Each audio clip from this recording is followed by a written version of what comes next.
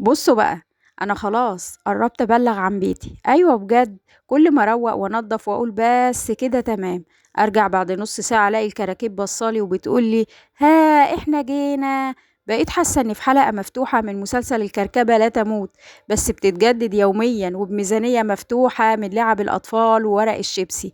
انت هنا في قناه امراه تصنع الفرق. لو قررت تكملي معايا الفيديو للنهايه، يا ريت ما تنسينيش وتخبطي لايك وتدوسي اشتراك ويلا بينا. بصراحة كده أنا بدأت أسأل نفسي، هو إحنا بننضف ليه؟ يعني بجد، هو أنا عايشة عشان أنضف بس، ولا في سبب خفي بيخلي الكركبة ترجع كأننا ما عملناش حاجة؟ وبصراحة دورت وقلبت وما سكتش واكتشفت الآتي. أولا، إحنا عندنا حاجات أكتر من اللي بنحتاجها. يعني مثلا عندنا 13 علبة بلاستيك وتسعة غطاهم ضايعين. طب ليه؟ مش عارف. ثانيا، اكتشفت ان مفيش نظام واضح. ازاي العيال بيلعبوا حلو بس اللعب ليها مكان؟ لا، بيرجعوها ابدا. تالت حاجة اكتشفتها ان الترتيب مش عملية، مش مرة واحدة. انا كنت فاكرة اني لما انضف السبت البيت هيعيش نضيف لحد الجمعة، بس للأسف العيال كان ليهم رأي تاني. رابع حاجة اكتشفتها يا ولاد ان احنا بنأجل. ايوه والله، كلنا بنقول هلم دول بعدين، ولما يجي بقى البعدين بتكون الحاجات ولدت حاجات تانية. طب ايه، هنفضل قاعدين كده؟ طب ايه الحل واسيطر على الكراكيب دي ازاي؟ عشان تسيطري بقى على الكراكيب من غير ما تتعبي وتدخلي في دوامة يومية، جربي بقى معايا الخطوات دي، هتفرق معاكي جدا. اول حاجة عملت نظام كل حاجة ليها بيت. ايوه، يعني كل حاجة في البيت لازم يبقى لها مكان ثابت وسهل ان انت توصلي له. لو الحاجة ملهاش بيت هتفضل دايما تايهة ومتنطورة في كل حتة ومش هتقدري تسيطري عليها. تاني حاجة، حاولي تحطي سلة في كل أوضة.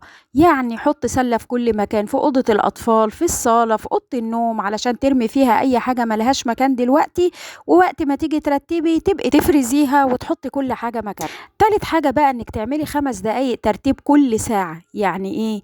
مش لازم تقعدي بقى ساعة كاملة تنضفي وتعملي، لا، كل ساعة خدي 5 دقايق لمكان واحد ترتبي فيها مكان واحد بس. مع الوقت البيت هيبقى اهدى من غير ما تحسي، وكده ما تعبتيش وما فيش مجهود عملتيه. رابع حاجة، اعملي قانون. ايوه قانون، سميه الحاجة تطلع ترجع مكانها. اعملي قاعدة كده لكل افراد البيت، اللي يطلع لعبة، كتاب، كوباية، يرجعها مكانها. حتى لو مش بيتنفذ 100%، بس هيقلل لك الكركبة كتير. خامس حاجة، قللي عدد الحاجات اللي عندك. الكراكيب مش هتعيط يعني لو قللنا منها شوية. لو قللتي عدد الحاجات، زي مثلا يكون عندك لعب، هدوم، ادوات مش بتستخدميها، طلعيها او اتبرعي بيها مثلا. وسادس حاجة بقى، واللي انا بعتبرها اهم حاجة في الموضوع ده كله، علشان راحتك وسلامك النفسي، اعملي لنفسك زاوية. ايوه، زاوية كده في البيت اسمها زاوية السلام النفسي. حتى لو ركن صغير بيكون دايما مرتب وجميل، ترجعي له وتهدي اعصابك فيه وسط المعركة الحربية اللي دايرة طول اليوم. واخيرا احب اقولك، لو لقيتي كركبة ابتسمي وقولي الحمد لله، البيت لسه فيه ناس بتلعب وتتحرك ولسه فيه روح. لان البيت اللي فيه كركبة اهو ارحم من البيت اللي فاضي وساكت وملهوش صوت. وفي نهاية الفيديو احب اشكركم واقول لكم انتظرونا في الفيديو الجاي. مع السلامة.